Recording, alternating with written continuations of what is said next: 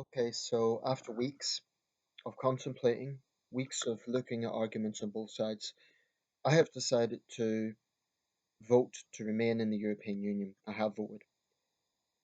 Um, as an example of how indecisive I was, I left it to the last minute. In fact, I posted my ballot minutes before that particular box was set to close. Um, a few things I want to say about this particular video. It's going to be a longer video because there's a lot of things I want to cover. And if you have voted leave or you plan to vote leave, please don't interpret this video as being an attack on the Brexit argument or the Brexit side. That is not the intention. I have ultimately chosen to vote to remain in, but this was not an easy choice. And I suspect that I am one of possibly millions of people who feel this way. There have been 46.5 million people eligible to vote in this election, and I suspect that undecideds will form a significant proportion of that. There are people who outright hate the European Union, and for them it was an easy choice. And there are people who are Europhiles, and for them it was an easy choice. But I suspect for many Britons, it wasn't an easy choice. Um, 5 years ago, I would have easily said, "Oh yeah, I'm pro EU through and through." Unfortunately, I cannot say that today. I will say that I identify myself as a European. I'm British. Well, I'm Northern Irish. I'm British, but I am a European.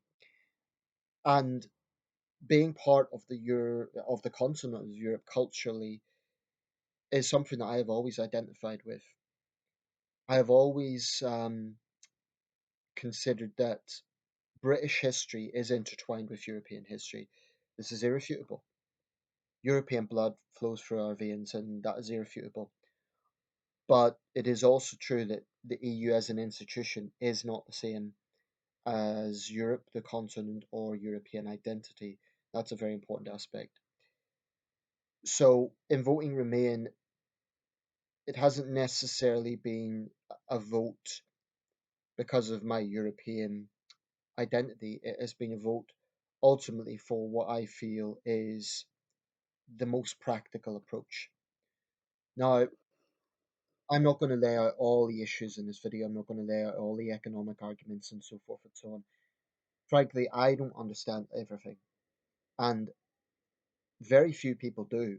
I think even very few of the leaders can honestly say that they are certain about anything.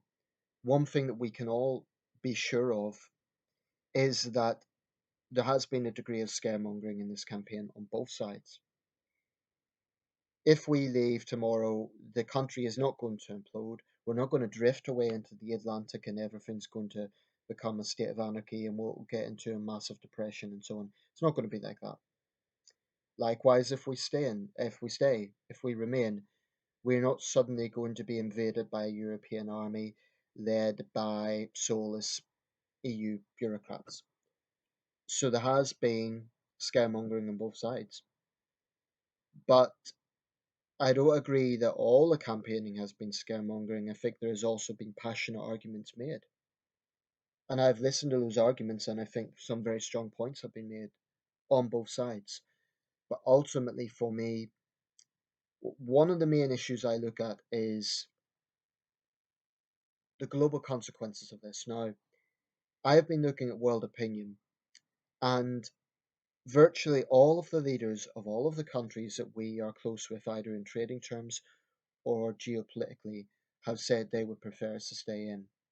Barack Obama, Malcolm Turnbull, Justin Trudeau, all the European leaders, of course. Um, to me, you just can't ignore that opinion.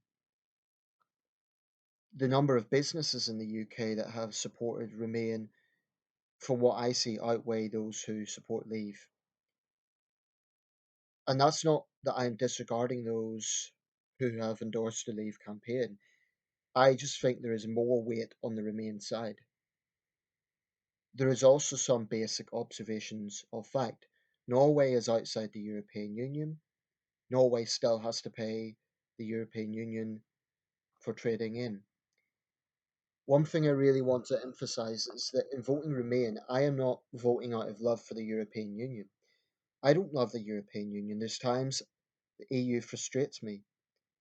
And I absolutely respect the view of those who are tired of bureaucracy and who feel that there's this big monolithic diktat from Brussels that shackles British flexibility. I definitely am sympathetic to that view. But I also feel that for years the EU has been somewhat unfairly vilified as an institution. And there has been a psychological consequence of that, of many British people feeling almost instinctively hostile to the European Union in a way which I feel is unfortunate. The fact is, there has been enormous benefits from the European Union. You know, people will say that the peace that Europe has had, and we are the most peaceful continent on earth, um, has largely been brought about by NATO. That may be true, but there was a man at the BBC big debate event who made the point: is it a coincidence that the formation of the European Union and the longest period of peace this continent has experienced, is that really a coincidence? Now, that's a fair question. Just look at European history. We've had the 7 Years' War, the 30 Years' War before that, the Napoleonic Wars, and two world wars, the Franco Prussian War, the Crimean War, numerous wars, the wars of Italian unification. It goes on and on and on. Now, whatever way you look at it, we have had the longest period of prolonged peace, not just in Europe, but arguably anywhere in the world. We are the most peaceful continent in the world. That doesn't mean that the European Union isn't facing serious challenges right now. There is the migrant crisis, which I feel is probably the single biggest concern that people have. I'm not going to go into huge detail about this, but we do have a right to say that we need to control our own borders. But the Leave side has been presenting this case that when new members join, that's 88 million people, and they're presenting it as if that's 88 million people about to come onto our shores. It's not going to be like that. In fact, it is very important to look at the basic facts on this. I believe that net migration into the UK at the last available figure was 330,000 people. We have a population of 65 million, so that represents less than a percentage point. Very important to put that into context.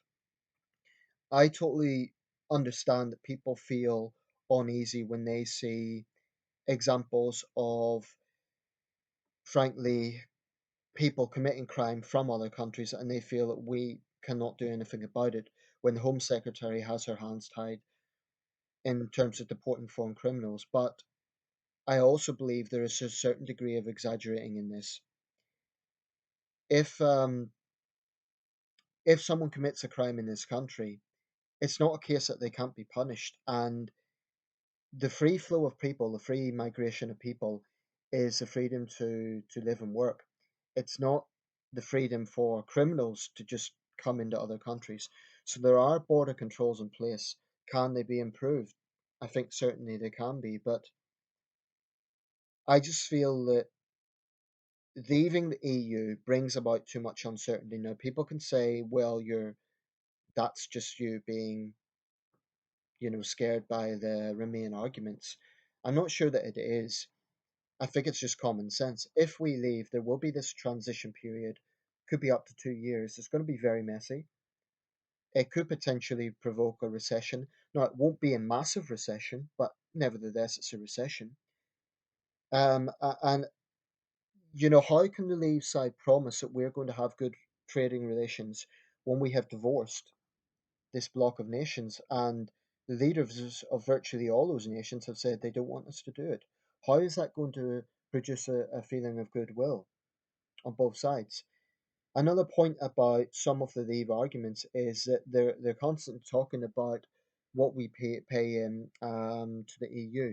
The point about this is if you're part of a network of nations, if you're getting something out of it, for example, the ability to work in other countries, EU funding for public projects, thousands of jobs relying on the EU, It's like any club. I'll make this analogy. If you join a gentleman's club or you join some sort of sporting club, you wouldn't expect to just go in and get everything for free. It's the same thing with nation states. You cannot get into a block of nations and just expect everything for free. So of course we have to pay something into it. And frankly, I don't have a problem with that. If the benefit of that is thousands of jobs relying on the EU, funding for European Union projects, which people hugely underestimate, um, European human rights legislation. Now, this is something that often gets ridiculed because occasionally there are ridiculous decisions. I understand that. But people are ignoring the fact that also includes issues like employment law and a lot of other issues that have been very, very important.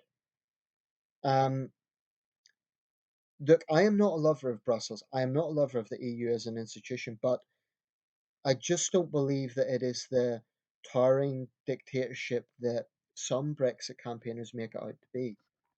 I don't believe for what it's worth that if we leave, it's going to be a Orwellian situation. I don't believe that. I believe we probably could survive outside the EU, but I also believe that it would provoke a lot of uncertainty. For me, one of the major issues is the Scottish question. Now, Nicola Sturgeon is on record as saying that she will push for a second referendum if we leave. She's going to try and get Scotland to adopt the euro. She's going to try and get Scotland to re enter the EU. Now, of course, that's not a reason to vote in because of the threats of a petty nationalist party, but it will provoke a lot of tension if Nicola Sturgeon pushes for this. If we stay in, she'll have no excuse to call a second referendum. You know, and what sort of nation will we be if we're saying, okay, we can trade with the world, but the Brexit leaders haven't really answered this question about how we're going to trade with countries that have explicitly said, please don't leave. They haven't told us not to leave, it's just their opinion.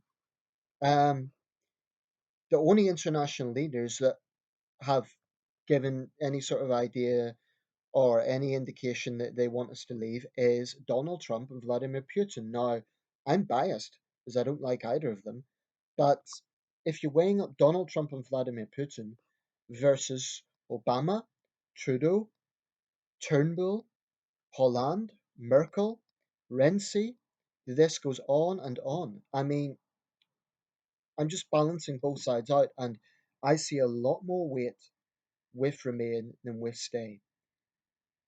I may regret my vote. I may think I've made a grave mistake. And if we stay in tomorrow and Britain really does suffer serious consequences of staying in, I'll regret what I done. I'll regret that vote. But I just don't think it's going to be the disastrous situation that it's being made out to be. And I don't think Britain right now is in a terrible situation. I really don't. I think as a nation, we're still pretty strong. This is within the EU that we are the world's fifth biggest economy. It's within the EU that we are a relatively stable democracy. You know, the vast majority of the time we don't have violence, notwithstanding the appalling events of last week. But this is all within the EU. I just think you basically, as I watched a documentary a few minutes ago with Laura Kunsberg, and I don't think anyone can accuse this documentary of being biased. It showed both sides. It gave a very balanced account from both sides. And she said, she made a good point. She basically said that voting to leave is about voting for a hypothesis situation. Voting to stay is basically a vote for better the devil you know. It's a question of, do we continue down the path of staying in this far from perfect institution, being part of this family of nations, or do we vote to leave with the hypothesis that the Brexit leaders are presenting, that they're presenting a situation that everything will be great and there'll be no challenges from leaving. I just don't believe that. And I don't think it's a case of pandering to scaremongering in this situation. I think there really is uncertainty from leaving. I think that's common sense. we would be the first nation to leave this block of nations. Now, I know there's other people in other parts of Europe who want us to leave and who support us leaving and want their own countries to leave. There's also been a lot of Europeans who want us to stay. So ultimately, when I weigh everything up, and I haven't been able, and I don't intend to encompass everything in this video, there's so many things I want to say. No doubt when I upload this, I'll think, oh, I should have said that or I should have said this. Um, the truth is, it's been overwhelming. I haven't read half the amount of material that I bought. I think in the last video, I showed all the magazines and so on that I bought from this. Um, I haven't been able to read a quarter of that. It's just been constant bombarding of information. There has been some ridiculous things said in the campaign. The BBC Big Debate event. I got annoyed with Sadiq Khan saying that Boris Johnson has been hateful, with the exception of that UKIP poster. And I do think that poster was pretty disgraceful because it was totally xenophobic. There's no way to say that it wasn't. That's what it was. It was trying to scare people by saying these streams of refugees will flood into Britain. That's what it was doing. Now Nigel Farage says, "Oh, this is what's really happening," but it's what's really happening. 2,000 miles away. It's not happening in Britain right now. Um, it's just an irresponsible poster. But when Sadiq Khan said that the Brexit side has been all about hate, I think that's nonsense. Totally irresponsible. But by the same token, when the Brexit side accuse the Stay campaign of being all elitist, out of touch, and so on, look, both sides have been wrong in some of the language that they have used. I have known people, acquaintances, and so on, who are voting leave. I know them to be very decent, intelligent, and open minded people, and I fully respect their reason for voting out. But I would ask them to respect my reason for voting in. I am not a fan of European bureaucracy, and I get as worked up as anyone else when I see examples of certain EU legislation being used to override British decisions, but I do think that is exaggerated. I mean, only 10% of our laws are actually made in Brussels, and the Leave side are making out that it's all of our laws. That simply isn't the case. Also, this notion that it's some sort of dictatorship, the point is we are having this referendum, okay? Angela Merkel, Francois Hollande, Matteo Renzi are not saying, oh, we forbid you from having this referendum. They're voicing their opinions, but they're not saying, we forbid you from having this referendum. What I would say is, I'm not a complete slavish supporter of the EU, and I would, for example, be absolutely against any notion of a United States of Europe. I know Matteo Renzi has proposed that. I think Angela Merkel has, but the French haven't, and other countries haven't, and I don't think it's going to happen. I just don't think that there's going to be enough willpower for the ultra Eurocrats to do that. It would be a stupid idea. It's not going to work because, unlike the United States of America, the American states, with the exception of Texas, were never their own countries. That's the difference. In the EU, we have 28 countries with a variety of languages and cultures. I love my continent. I love Europe. And it is a wonderful, beautiful thing that we have relative peace and we can travel between countries. But I am opposed to USA. Um, I'm also opposed to any sort of notion that national sovereignty is dismissed. And this isn't just a British thing. Other European countries, such as France, have been very outspoken in terms of defending national sovereignty. And I think that's going to be the overriding force. I don't think that those who are proposing USE are as strong as Eurosceptics think. Um, Britain, we're a European country, but we are also a unique country, and I absolutely respect that. We are Shakespeare's Sceptred Isle, Albion, Britain, Britannia. I don't think it is small minded to say that we have a unique identity, and I want that unique identity to continue forever. Nevertheless, we have always been an open nation. We've always been a trading nation, going back to the days of empire. It just doesn't make sense to me that we would voluntarily pull ourselves out of the world's biggest economic bloc because the bloc happens to be imperfect. Can we do it alone? We probably can, but there is so much uncertainty. I just don't know if it is worth the risk. I just don't think it is. But I'll show you something just to demonstrate how difficult a decision this has been for me. I've got two wines here. This is British, this is Italian. Call me sentimental, but tonight, as I watch the results, I'm going to go to the Count in Sunderland, but after that, I'm going to watch the coverage on the BBC. I'm going to look at, I'm going to drink either of these to celebrate or commiserate either way. I just don't feel in my bones that leaving is the right approach. That's my gut feeling. And I totally sympathize with many of the leave opinions. I really, really do. And to be quite honest, if this video doesn't sound very well structured, it is only representative of how I feel. I am at this stage probably 65% pro Remain, not 100%, not 90%, 65%. So I'm not solid on this. On the Scottish referendum, I was 120% for the UK. That was, for me, just natural. It was like breathing because it was a case of preserving this very country. The UK is going to exist tomorrow either way. We need to bear that in mind. And although I feel frustrated with the SNP making this threat, I don't think it will happen. At least I hope it doesn't. And I will be furious if they try that, because they have already been responsible for stirring up sectarianism within Scotland. And personally, I would like the SNP to trickle out. I can't stand them. That is one issue I am very opinionated on. And I think they're a threat to the United Kingdom and simple as that. But I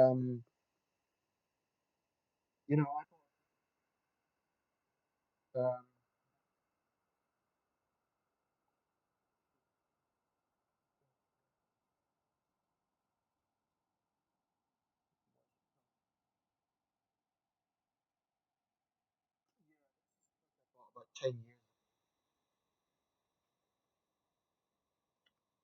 Why Europe Will Run the 21st Century by Mark Leonard. It's a very interesting read, but at this point, it's very hard to really believe. I think that's more likely to be the United States or China. Nevertheless, that's a very interesting read. It is one-sided. It's very Europhile, but it's an interesting read. Incidentally, I've actually been in the European Parliament in Brussels. It's just a side point. It's an interesting building. Brussels itself is quite an interesting city, but there you go. I just want to make a few closing points about some of the figures in this campaign and some of the parties. I think if we actually leave, I do wonder what will become of UKIP, because they will basically have achieved their objective. I think they'll become defunct as a party, because what else are they going to exist for? They've basically achieved their objective. I think Mr. Farage, it's ironic that this is a man who has become the face of British Euroscepticism, and yet it's Boris Johnson who has become more or less a figurehead of this campaign. Boris Johnson that's been used in all the satire. I think I think there's definitely vested interests in both sides. I think Mr. Johnson wants to be prime minister, and I don't think anyone can really dispute that. David Cameron, I will say this in defence of the prime minister, and I may be in a minority with this view, but I really, really do believe that he has tried his level best to make negotiations in very difficult and complex circumstances. It is important that all four living prime ministers, David Cameron, John Major, Tony Blair, and Gordon Brown, have been for the EU. If Margaret Thatcher was alive, well, it's hard to say what Maggie would have opted for. I think she may have been for the Leave side, but again, it just lies weight. I mean, are we really saying that all four prime ministers are traitors, as some on the Leave side have said? I think that's ridiculous. There has been a lot of vitriol directed at Mr. Cameron personally, and I think that's unfair. I think he has tried his level best. I mean, this Prime Minister has had to deal with more. constitutionally, arguably, than any other prime minister. He's had to deal with the Scottish referendum and the EU referendum, and he has weathered both storms. Well, at least he weathered that storm. Let's see what happens. I mean, David Cameron has said he's going to step down anyway, of his own free will. I don't think Cameron's going to be remembered as an outstanding prime minister, but I do think history should be fair. I think he's shown that he's tough-skinned. He has taken a lot of personal abuse. He has, and he's shown that he's tough-skinned in doing so.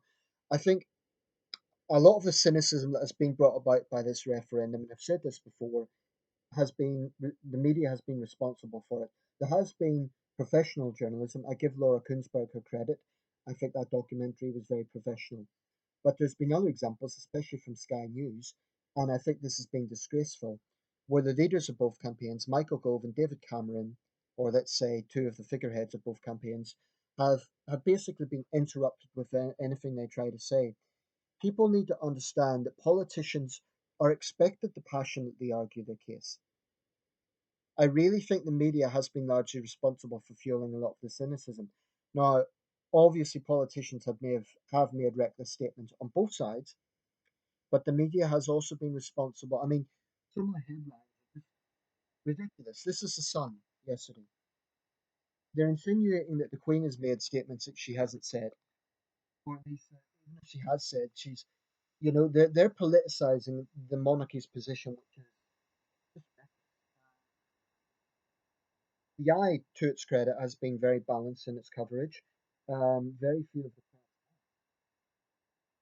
press, but some of the personal vitriol directed at politicians is just so hateful and unfair. And if anything comes from the tragic events of last week, frankly, it should be that we need to have a little bit more understanding of, call me naive, but in the end of the day, politicians are arguing their case. Yes, they should be called out when they're making reckless statements. Yes, they should be called out when they're being divisive. But in the end of the day, I don't blame politicians for passionately arguing their case. The media also must take responsibility for not misquoting what people are saying and not exaggerating both camps. I think what we're seeing is that politicians on both sides are being pushed into a corner and they're being forced to bite back because the media is pigeonholing them. I feel quite strongly about this. I feel quite strongly about the role the media has played.